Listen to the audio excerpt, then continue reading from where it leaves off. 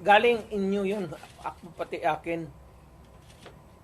Contribution yun natin para pag nagkasakit ka ng cancer, uterus, may pangpa-opera ka.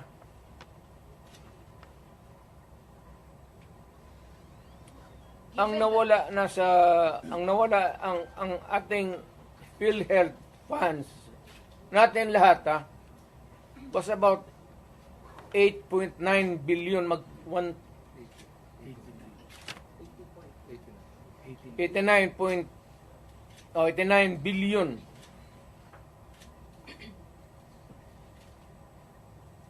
Of that 89 billion,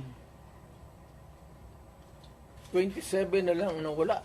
27 na lang ang natira.